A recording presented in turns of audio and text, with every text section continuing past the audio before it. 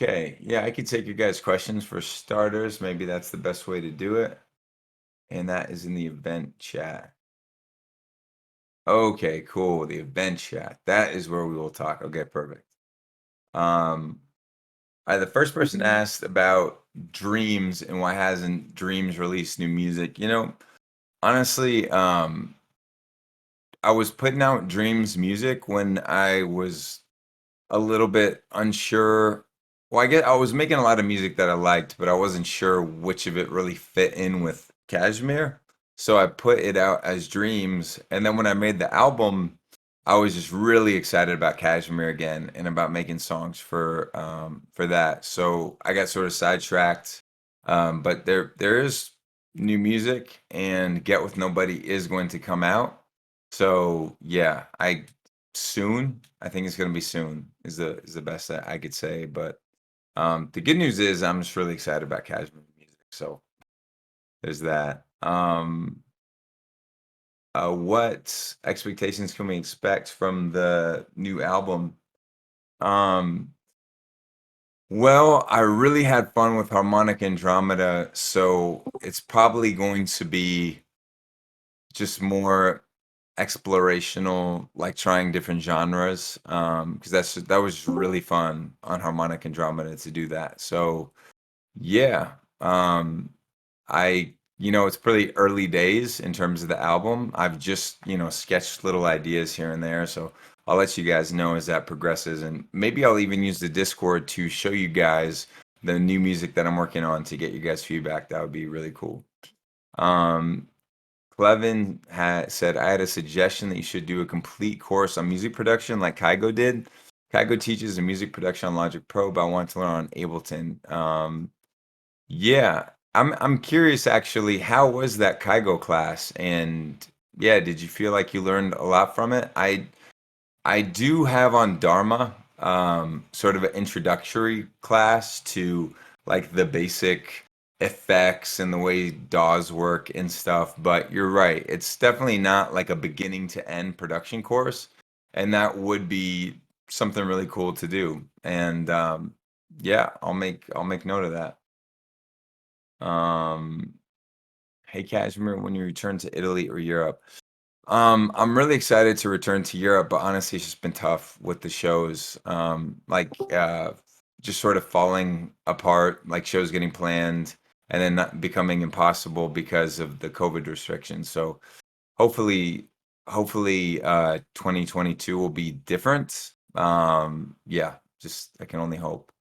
Um, Hey, Kashmir, how do you come up with the crazy orchestral creations? Are there any tips and tricks that you would like to share? Um, lots and lots of contact libraries. I mean, I have like infinite contact libraries, and that definitely helps to have, sounds that sound like a real orchestra. But of course, you also need to know how to play them. But, you know, for starters, I think one patch that like I almost always use is from Orchestra Essentials. They have I think it's from Orchestra Essentials 1. They have an action patch, which is like a staccato of the entire orchestra. And you can start, playing around there. But then as you go on, you're gonna want to do more legato stuff. Have really beautiful string sections that aren't so patty or staccato-y. And yeah, there's so many libraries out there. Um, but I guess my one tip would be try to divide your orchestra up and try to imagine the sections that the brass is going to cover, section that you want the strings to cover, and then getting even deeper, the bass strings and the cello, and to not have just everything playing over each other. Sections really help. Congrats on the new plugin. What was the motivation to make it, and where did the idea come from? So, I'm glad you asked about that. Basically, when I'm producing, I don't have the best ear, and I'm always dragging things into Melodyne to make sure that they are the key that I want them to be, and to understand what the note of a sample is that I'm hearing. Or if it's somebody's voice and I'm chopping up vocals, to know, okay, I like this chop, but what note is it, and how can I play with it from there? And I thought it would be awesome to just have basically a tuner that would sit in your computer and listen to everything coming out and tell you what the note is that you're hearing or what the key of a song is if it's polyphonic.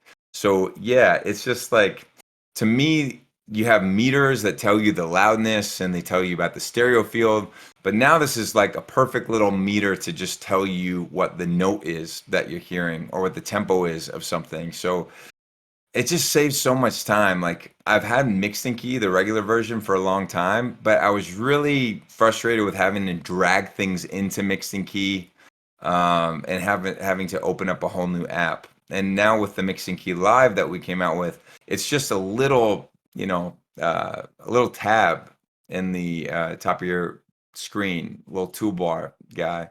And I can share my screen. Okay, say that Discord screen with you guys. Um, it looks like I'd have to restart Discord. Or maybe no, maybe this will work. Um, okay. Boom. That works, right, guys? I think that worked. Yeah, so here it is. Um, when I'm working on my sets, getting ready for my shows, I'll be going through music and it'll look something like this. I'll have Ableton open. Um, my friend Anthony sent me some songs, and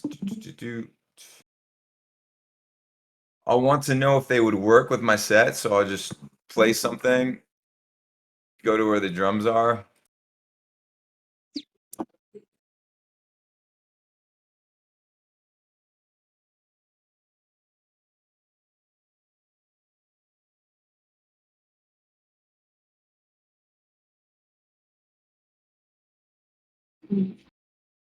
And then right away I have the key and the tempo, and now I know if I'm trying to mix in with another song or do some kind of mashup, how that is going to work, as opposed to how it used to be, where I would open up mixing key and I would have to take the file, drag the file in, and yeah, this is just so much easier. Like, even if I didn't have the file in this case, I could.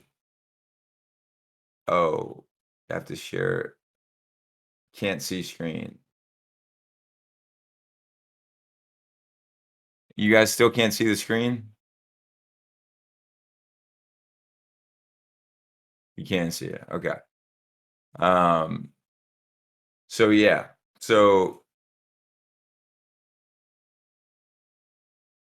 you had to screen. Okay. Anyway, basically, if I'm playing something off of YouTube or I'm playing it off of Spotify or if I'm playing something in my DAW, I can just get the key and the BPM really quick. And what's really nice is that will even stay on top. So um, I can leave this on top of Ableton, and while I'm working with Ableton, it just stays like in a little corner. So I'm always getting the key and click on watch the stream. Um, okay. Anyway, yeah, that's the gist of it. That is why this is such an amazing little tool for me. And for you guys. I hope you guys like it, and I hope you guys try it out. Um, a bit off topic. What motivated me to make Close Your Eyes? I just, I wanted to work with Tungvag on a song for a long time, and here, let me turn off the stop streaming or stop or there we go. Oh, you guys get to see both. Okay, that's awesome. Yeah, I wanted to work with Tungvag for a long time, and he sent the vocal over, and he had that idea. I thought the vocal was beautiful, so I tried the production on it, and just kept trying things. I tried some versions that were like a lot harder. Yeah, if you guys want, I can even play those for you. That is easy to. Jesus Christ, there's a lot of stuff going on. Okay. Event chat. Okay, that's where I want to be. So yeah, if I open up, let's see some old versions of Close Your Eyes. Here's like the first version I did.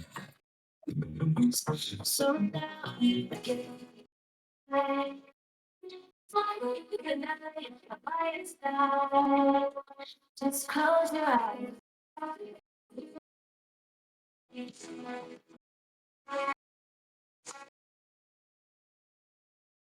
So I tried like a really harder version, almost more like No Regrets or something, and then more recently,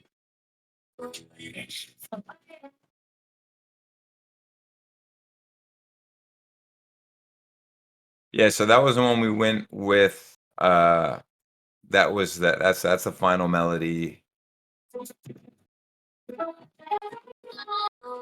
These are other ideas. Just close your eyes.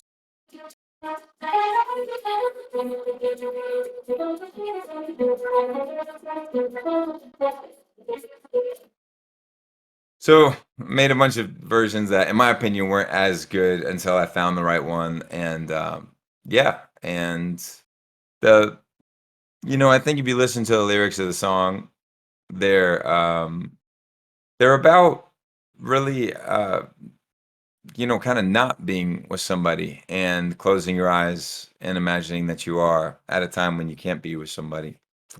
That's that's how I feel about it. But of course, it's open to you guys how you interpret the song. Would you do a song with Martin Garrix? What do you think it would sound like? We started on a couple of different things, but we just couldn't find the right one. But yeah, I'm still open to doing that, definitely. Um, Kashmir, I had a few questions I want to ask you for ages. What are your future prospects of your music? Like, you gonna release another album? Yeah, I'm definitely working on another album. I mean, it's hard to say I'm like working on it right now, but I've started to compile a folder of ideas for the next album. And in the meantime, I'll do singles. And honestly, I think the singles are important too. Like a lot of the songs that I like to play at shows and that have, for Spotify and just, not as in depth, I guess, and complicated as the album. They're like simpler, but I still like to make them. Those are going to be there. And as I make the album, I'll just sort of keep putting those out. Would you ever collaborate again with an artist like Selena Gomez? um, yeah, I mean, maybe, but I think we've taken very different paths. Like I'm not as much of a like mainstream EDM guy like DJ Snake. Like he kind of crossed paths with Selena, and of course, I used to be more of a mainstream pop producer, so I crossed paths with Selena. But the kind of music that I make now, it's kind of hard to imagine us crossing paths, but you know, it's possible. Would I ever revive the Cataracts? No, I don't think so. But I have been playing like a G6 at my shows, and that's been really fun. Um, um, some of your songs aren't available on Spotify as the Cataracts. We weren't as official back then. Some of our stuff was like, not officially released or just be a release on YouTube. So, um, yeah, it's not on Spotify, and maybe it'll never be on Spotify. I'm not sure. Um, hey Niles, what are your musical interests at the moment? Like what genres and styles are you digging right now? Um I got the 1975 album and I like that. And I also was listening to, let me see, um the War on Drugs album. Pretty cool. And yeah, King's Disease by Nas. I'm a hip hop fan, and Nas's album is just really good if you like old school hip hop. Uh, yeah. By the way, that Rage Against the Machine mashup that you do with Bros and me, thanks, man. Yeah, that's I really appreciate that. I feel like I lose half the crowd whenever I play it because it's like a kind of an old guy song to like, but yeah. Appreciate that you like that. Um, let me Into the Fire. Yeah, Into the Fire maybe won't be released. It's a little bit hard to say. Um,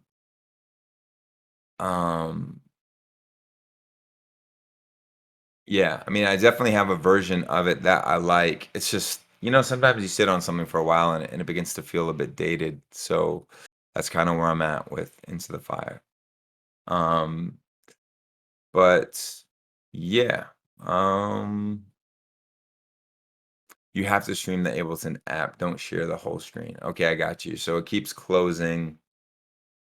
Maybe that's why I did it. Unfortunately, though, if I want to show you guys the Ableton app, you're not going to see the Mixed Key app over it, which is sort of important to getting the whole idea of how I use Ableton and Mixed Key Live together. Um,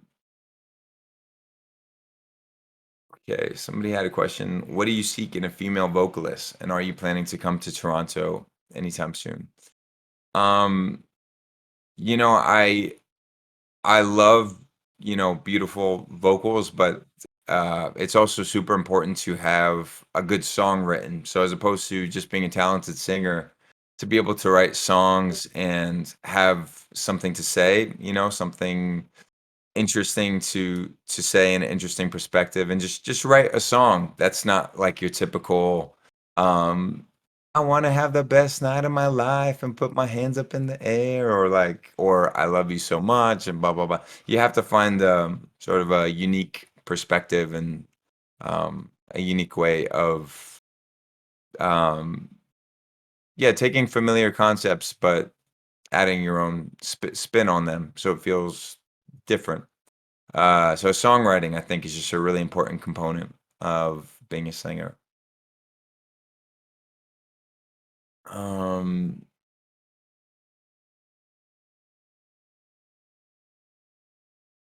but yeah. If you guys want a preview of Get With Nobody, yeah, I can play you that.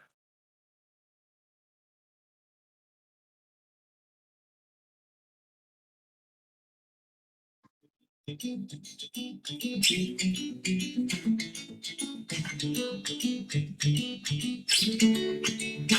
can't take my eyes off you, but you can break my heart in two. I always fall in love and what falls in love alone.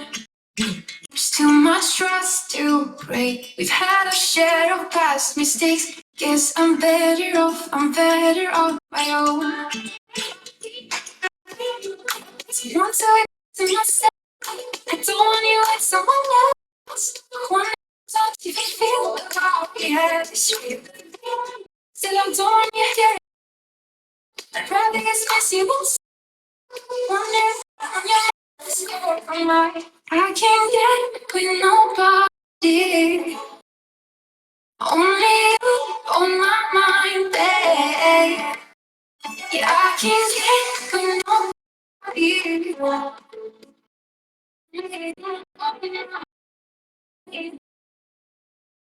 Only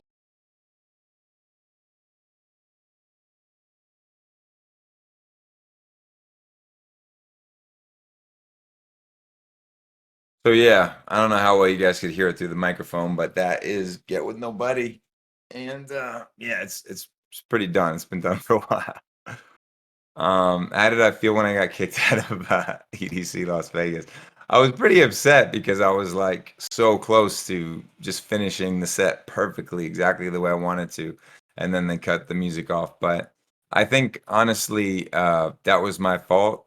The information that I got was I was supposed to play a 75-minute set, and I guess I was actually supposed to play a 72-minute set or something weird. So yeah, that was just I was a mess up and shit happens. But at EDC Orlando, I got to finish it just the way that I wanted to with secrets and with everybody sitting down, and it was super cool. So all good. Um, yeah, the divine thing I'm working on. Yeah, so that one is gonna be super cool. Yeah, I'm wrapping that one up. I think that'll probably be the next song that I put out. So yeah. Um, damn, you guys couldn't hear it? Somebody couldn't hear it. I'm sorry if you couldn't hear it.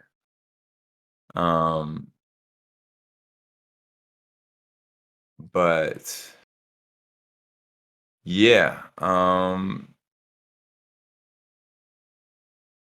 let me see, guys. How do you guys feel about the Mixed and Key Live app? Do you guys feel like it's something that you would use, um, or do you feel like that's like I could just figure out the key and BPM on my own? Tell me your guys' honest feedback about it. I want to know what you guys think.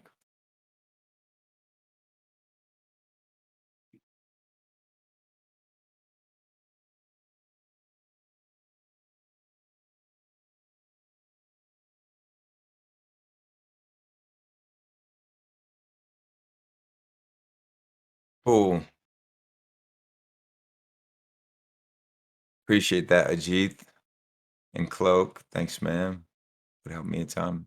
I know some of you guys might be on PC also, and we don't have it on PC yet, but that is coming. It's tricky with stealing the computer's audio when you're trying to get the key and the tempo. We figured it out for Mac, but it's been harder for PC. Will you release music in Spanish? Actually, on this song with Divine, there might be a verse that's in Spanish from this guy Lit Killer.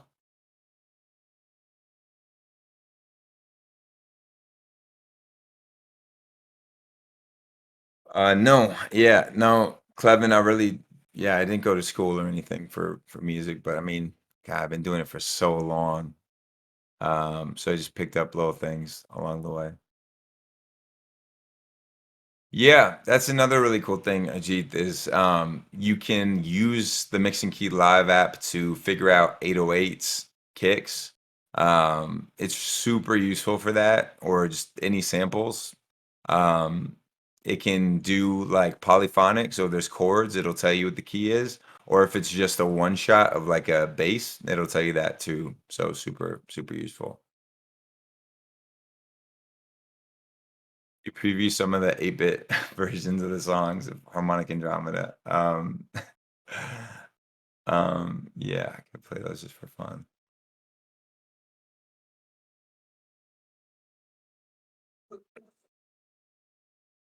Oh my God, loud.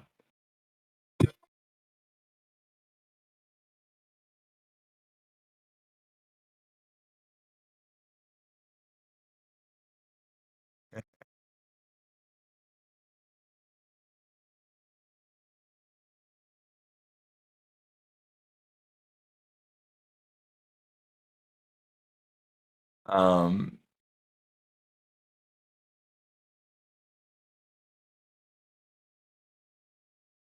these guys say, "Can I still rap?" Uh, nah, you guys don't want to hear me rap. Trust me. When is SOK4 coming out? I would guess that it's going to come out at the beginning of 2022, like super early into 2022. Um, any update on Lost and Echoes? God, you guys kill me with these questions. This shit keeps me up at night too, because it'll be like 2 a.m. and I'll be like, oh yeah, what about that song? But I don't think Lost and Echoes is gonna happen, guys. I'm not that excited about that one. I'm sorry that's one of your favorites. Um, but guys, I might wrap it up here just so I could get back to working on the sound pack. I've been working on Sounds of Kashmir nonstop. It's pretty much all I've been doing when I'm home. And I should probably get back to it.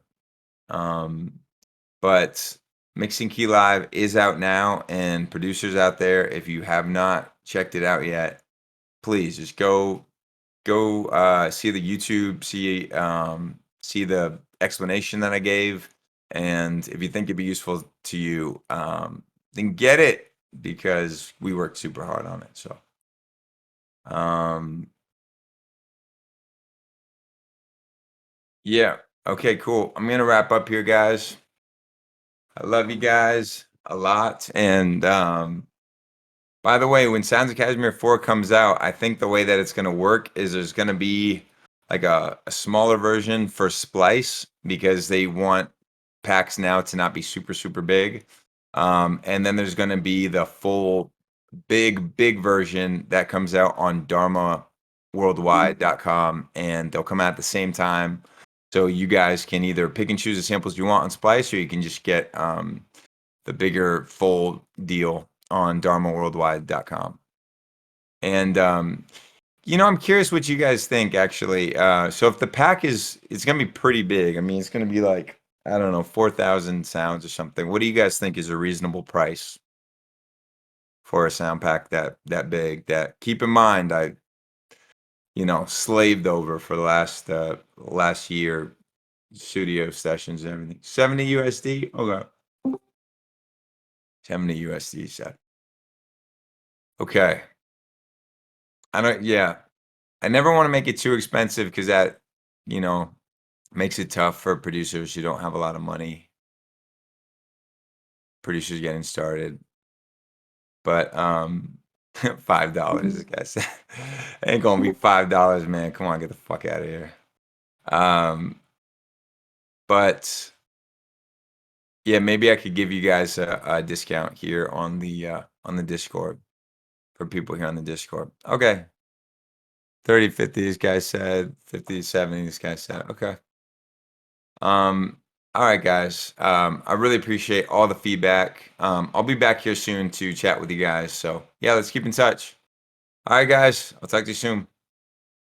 Peace.